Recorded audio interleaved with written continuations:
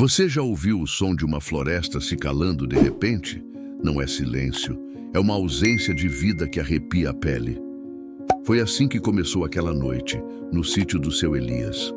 Um silêncio estranho, pesado, como se a mata inteira tivesse prendido a respiração. Porque os cães pararam de latir de uma hora para outra, e porque as galinhas estavam empoleiradas em silêncio absoluto, mesmo ainda sendo cedo demais para dormirem. Seu Elias percebeu que algo estava errado quando até o vento parecia ter sumido. E a resposta para essas perguntas veio poucos minutos depois, com um olhar que brilhava entre as árvores. 2 pontos dourados, fixos, como brasas acesas. O sítio sempre fora tranquilo, um refúgio de paz, onde os netos brincavam soltos e os bichos viviam soltos no quintal. Mas naquela semana, algo andava diferente. Os porcos estavam agitados, as vacas não desciam para o pasto como de costume. Até os gatos da casa sumiram por 2 dias. Seu Elias, homem de campo, sabia que os animais sentem o que os olhos humanos não veem. E aquilo era um aviso. Naquela noite, ele decidiu dormir mais tarde. A esposa já tinha ido se deitar e ele ficou sentado na varanda, com uma lanterna pequena no colo e a espingarda encostada na parede. O rádio chiava baixinho, tentando buscar sinal. Foi quando ele escutou. Não era um rugido, era um rosnado grave, úmido, quase um lamento, vindo de perto do galinheiro. A lanterna tremeu em sua mão quando ele apontou a luz na direção do som, e então viu a cerca de arame retorcida como se fosse de papel e o portão escancarado. Uma sombra grande, musculosa e rastejante se movia entre as árvores. Era uma onça, e ela já tinha estado ali antes. Mas o que ela queria? Apenas alimento ou algo mais? Então, tudo aconteceu muito rápido. Um estalo seco, um grito sufocado. O som dos bichos correndo em desespero. E no meio disso tudo, uma descoberta que seu Elias jamais poderia imaginar. Algo que não envolvia apenas instinto selvagem, mas um elo esquecido com o passado daquele lugar. Durante o café da manhã, ninguém falou nada. Dona Teresa notou os olhos fundos do marido, mas respeitou o silêncio. Ela também sentia. As galinhas não cantaram ao amanhecer. Os porcos recusaram o trato. Até os sapos, costumeiros donos das vozes noturnas, tinham desaparecido da lagoa. Foi só no fim da tarde, quando o sol mergulhava por trás das árvores, que seu Elias resolveu ir até a parte mais antiga do sítio. Um pedaço de terra deixado de lado, tomado por mato alto e uma cerca retorcida pelo tempo. Ali ficava o galpão de ferramentas do pai dele. E ali, anos atrás, foi visto pela última vez um caseiro que havia sumido sem deixar pistas.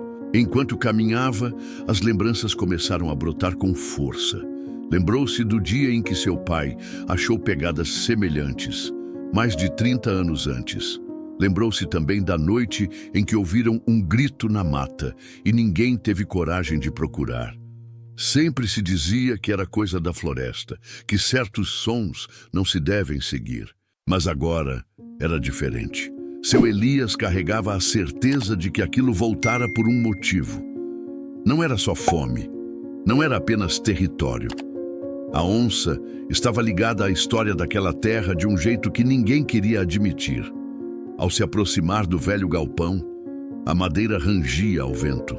No chão, marcas recentes, folhas viradas, terra mexida e, mais uma vez, a mesma pegada. Como se a onça tivesse voltado ao mesmo lugar, esperando alguém. Então ele viu, no canto da parede, onde a luz do dia mal alcançava, havia uma ossada parcialmente enterrada e, próximo a ela, um colar. Um colar que ele reconheceu, pertencer ao pai. A dor veio como um soco no peito, mas não havia tempo para luto. Não naquela hora, porque atrás dele o mato alto se moveu e algo com respiração pesada se aproximava devagar. Seu Elias virou-se devagar, sem fazer barulho. A luz do entardecer filtrava-se pelas frestas da velha estrutura, pintando de laranja as paredes empoeiradas. Ele não podia ver com clareza, mas sentia. O ar parecia mais denso, a presença mais forte. A onça estava ali e ela o observava. Por alguns segundos tudo parou. O tempo, os pensamentos, até o medo. O que estava diante dele não era apenas um animal. Era como se a floresta tivesse tomado forma, como se os segredos esquecidos da terra tivessem olhos e dentes. Os dois se encararam, o velho homem e a onça pintada. Nenhum dos dois se movia. Ele notou a cicatriz no flanco esquerdo do animal, longa e irregular, como de um velho ferimento. Lembrou-se então de uma história que sua mãe contava quando ele era criança, sobre um bicho que não morria, que voltava para proteger os que guardavam a terra com amor e punir os que feriam sem remorso. Mas ele não tinha culpa, tinha? Um estalo seco ecoou no galpão. Seu Elias não soube dizer se veio de fora ou de dentro da própria mente. A onça recuou um passo, sem desviar o olhar. Depois, outro. E em silêncio absoluto desapareceu entre o mato. Mas antes de sumir, ela fez algo estranho. Parou por um segundo e virou a cabeça, como se dissesse ainda não. Como se houvesse mais por vir. Quando seu Elias saiu dali, o céu já estava roxo. A ossada permanecia no chão, junto do colar e das pegadas. Ele sabia que não poderia contar a ninguém, não ainda, porque aquilo não era o fim da visita. Era apenas o início. Naquela noite, ele trancou portas e janelas, acendeu velas e se sentou na cozinha com um caderno antigo nas mãos. Um diário. O diário do pai. E ao abrir a primeira página, encontrou uma única frase escrita à mão, tremida, quase ilegível. A floresta não esquece. A letra era do pai. Seu Elias reconheceria aquele traço em qualquer lugar, mas a frase escrita na primeira página, a floresta não esquece, soava mais como uma advertência do que como uma lembrança. Folheou o caderno com mãos trêmulas. As primeiras páginas traziam anotações comuns, datas de plantio, nascimentos de bezerros, relatos sobre o tempo. Mas a partir da metade, o tom mudava. O pai começava a registrar sonhos. Sonhos que voltavam. Sonhos com olhos na mata, com rugidos à distância e com um sentimento de culpa que ele nunca explicou claramente. Um trecho chamava a atenção. A onça me olhou como quem reconhece. Como se dissesse, você sabe por que estou aqui. Eu tentei esquecer, tentei esconder, mas ela lembra. Ela sempre lembra. Seu Elias parou ali. Sabia que havia algo mais profundo naquele mistério, algo que vinha de gerações.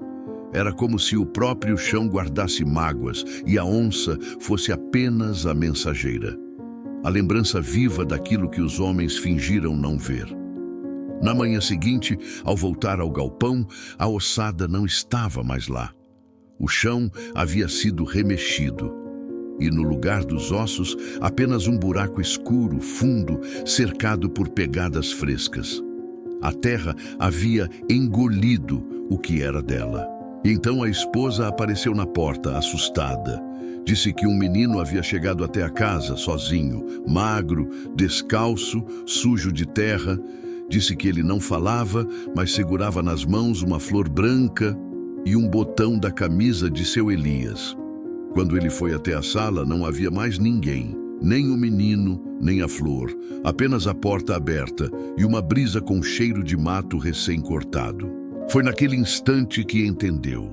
Aquilo não era só sobre uma onça, nem apenas sobre o pai. Era sobre ele, sobre tudo que foi deixado em silêncio. E agora, o silêncio havia decidido falar. Depois daquela manhã, nada mais foi como antes. Seu Elias passou os dias em silêncio.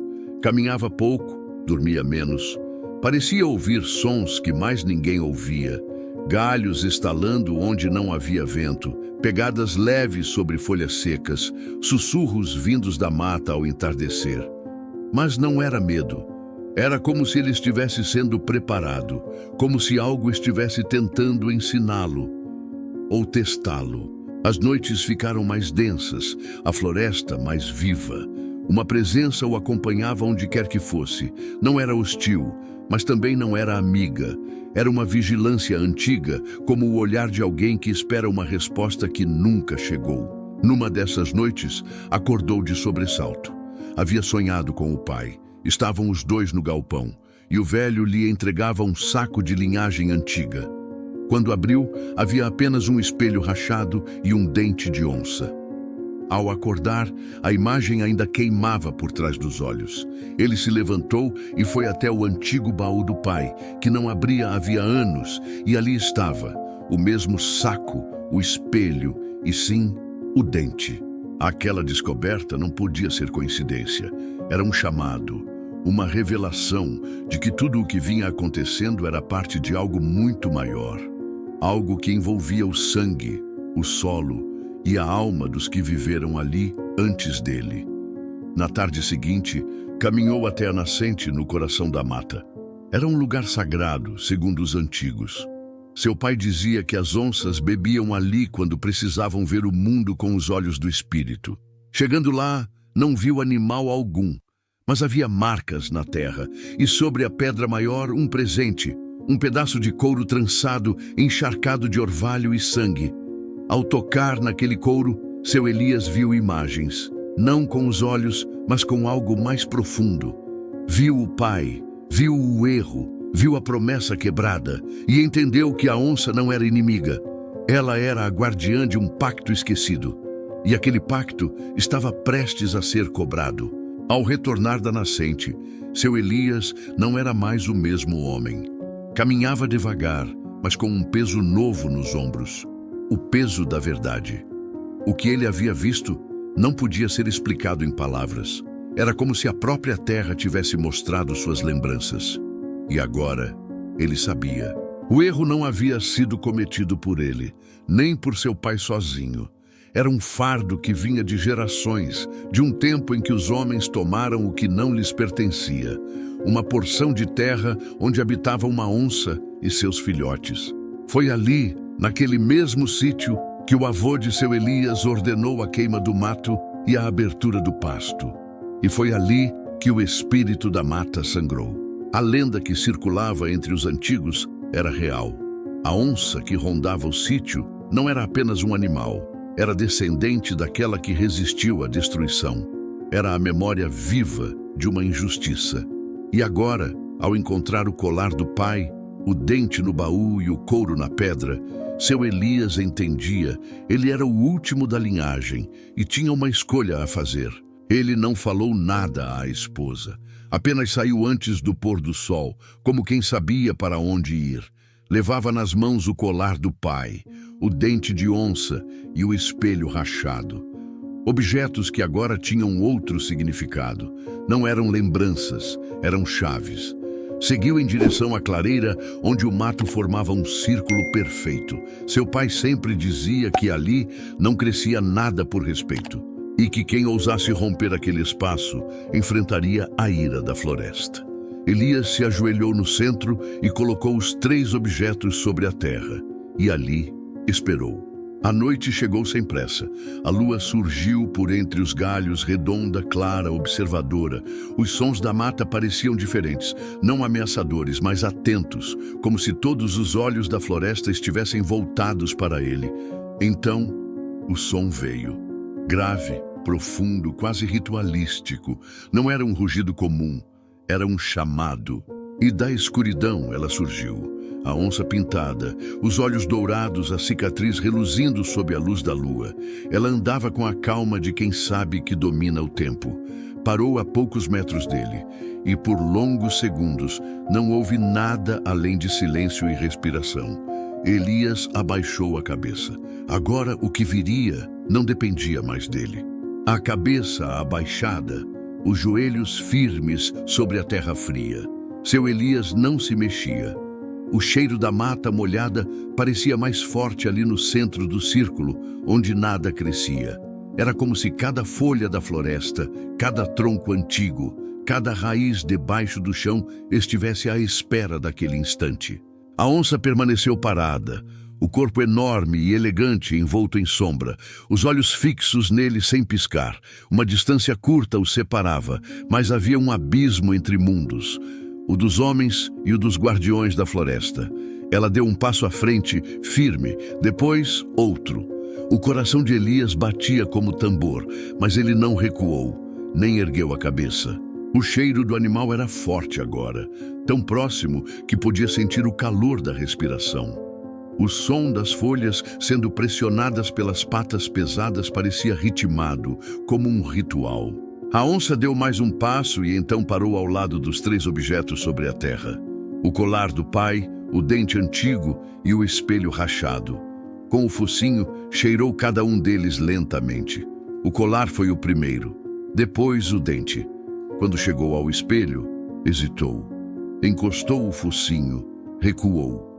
E então, com uma das patas, virou o espelho para o outro lado, como se rejeitasse o reflexo. Seu Elias ergueu os olhos devagar. Não por ousadia, mas por necessidade. Queria ver. Queria entender se ela o aceitava ali, se o tempo havia sido suficiente para limpar a culpa dos que vieram antes dele. Os olhos dourados da onça encontraram os dele. Não havia raiva neles, também não havia clemência. O que viu foi uma espécie de sabedoria antiga, impessoal, distante. Era como se ela dissesse: "Você sabe o que fazer." Ela virou-se devagar, contornou o círculo com passos largos e desapareceu pela mesma trilha que usara para chegar. Mas Elias não se levantou.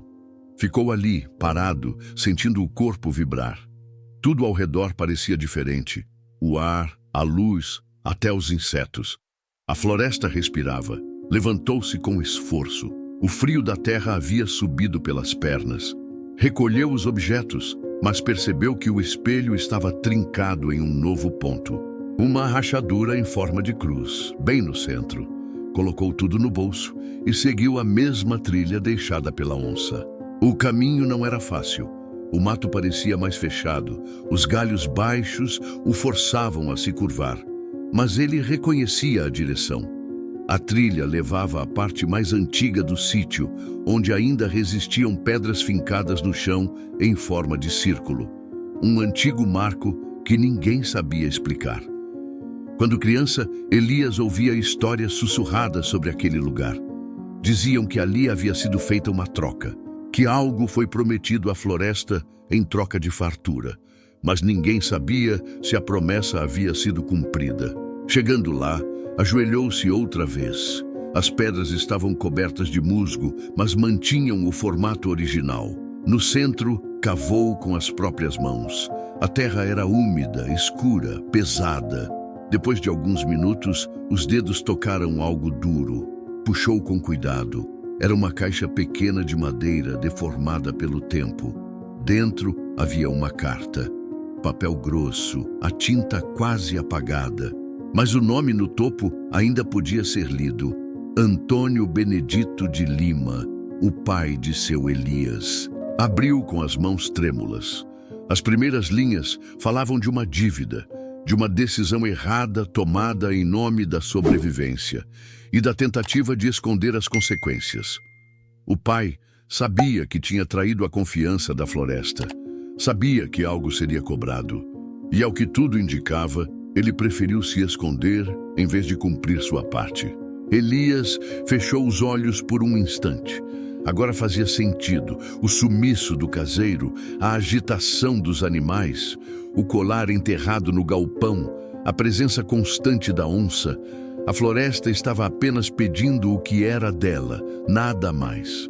Dobrou a carta com cuidado, colocou-a de volta na caixa e enterrou tudo no mesmo lugar.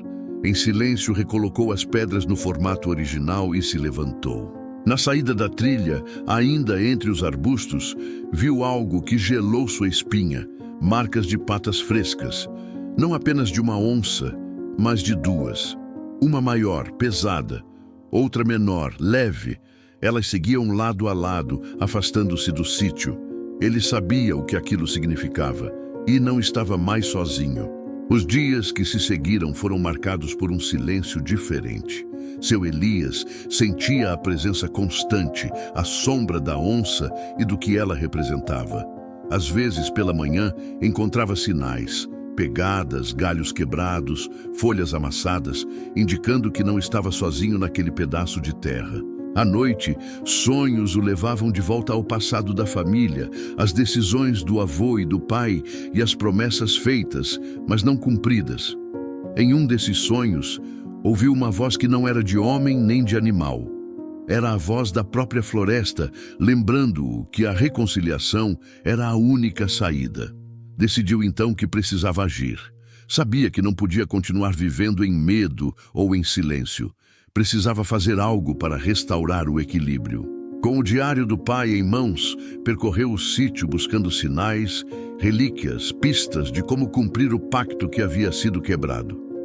Cada passo era uma lição sobre respeito, cuidado e humildade diante do poder da natureza. Em um canto esquecido, encontrou uma árvore centenária, com uma marca que parecia um símbolo antigo. Um desenho entalhado no tronco, quase apagado, mas ainda visível para quem soubesse o que procurar. Ali, reuniu tudo o que tinha: o colar do pai, o dente de onça, o espelho rachado e a carta enterrada. Colocou-os aos pés da árvore, em um pequeno altar improvisado. Durante horas ficou ali, sentado, sentindo o vento sussurrar entre as folhas, observando a sombra que se movia entre as árvores. Quando a noite caiu, a onça apareceu novamente.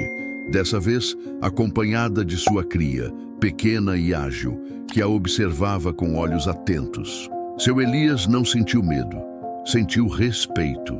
Sentiu que aquela era uma chance, que a floresta estava lhe oferecendo um novo começo. A onça se aproximou, cheirou os objetos no altar e lentamente tocou o focinho na mão de Elias. Nesse momento, ele soube que o ciclo começava a se fechar e que sua vida jamais seria a mesma. Naquele momento, quando a onça tocou o focinho na mão de seu Elias, algo mudou. Não era só o contato físico. Era como se um antigo juramento, esquecido por gerações, tivesse sido renovado. Um pacto silencioso entre homem e natureza, entre passado e futuro, entre dor e redenção. Elias sentiu um calor percorrer seu corpo, começando nos dedos que a onça havia tocado e subindo pelo braço até o peito. Era um calor que não queimava, mas preenchia, como uma luz que iluminava os cantos mais escuros da alma. A mãe natureza, por meio daquele animal majestoso, mostrava que o respeito e a humildade tinham valor. Que a floresta, apesar de seus segredos e mistérios, não era um inimigo, mas uma parte vital da vida ali, e que seu equilíbrio dependia do cuidado e da consciência humana. A onça e sua cria permaneceram ali por um tempo que parecia suspenso, como se compreendessem que aquele era um momento único. Depois, com a mesma serenidade, se afastaram lentamente para dentro da mata, desaparecendo entre as sombras que os raios da lua deixavam no chão. Seu Elias permaneceu sentado até que a brisa fria da madrugada o despertasse para a realidade do dia seguinte. Sentia-se diferente, mais leve, como se uma carga invisível tivesse sido retirada de seus ombros. A culpa que o acompanhava desde a infância parecia ter se dissipado, substituída por uma sensação de propósito e paz. Naquela manhã, ele acordou cedo, com o canto dos pássaros soando diferente, mais alegre, mais harmonioso. Levantou-se e foi até o galpão, para olhar os vestígios do que havia acontecido nas últimas semanas. A terra estava mais fértil, as plantas pareciam revigoradas, e até os animais do sítio mostravam sinais de tranquilidade. Ele sabia que aquele renascimento não era apenas da natureza, era também dele, da sua família, da história daquela terra. Nos dias que se seguiram, seu Elias passou a cuidar da mata com mais respeito e atenção. Evitava o uso do fogo, protegia os animais e contava para os netos as histórias antigas, não mais como lendas assustadoras, mas como ensinamentos sagrados. O sítio se transformou. A mata cresceu mais verde e abundante. Os pássaros voltaram a cantar ao amanhecer, e os animais selvagens se mantinham distantes, mas com presença constante, como velhos guardiões do equilíbrio. E em noites claras de lua cheia, às vezes, um olhar dourado aparecia entre as árvores, observando, zelando, lembrando a todos que aquela terra pertencia à floresta tanto quanto aos homens. Seu Elias nunca mais viu o menino que apareceu tempos atrás, nem soube ao certo se ele foi real ou um espírito da mata, mas sentia sua presença, assim como sentia a força da onça e de tudo aquilo que parecia invisível aos olhos comuns. O ciclo, enfim, havia se fechado e a floresta continuava viva.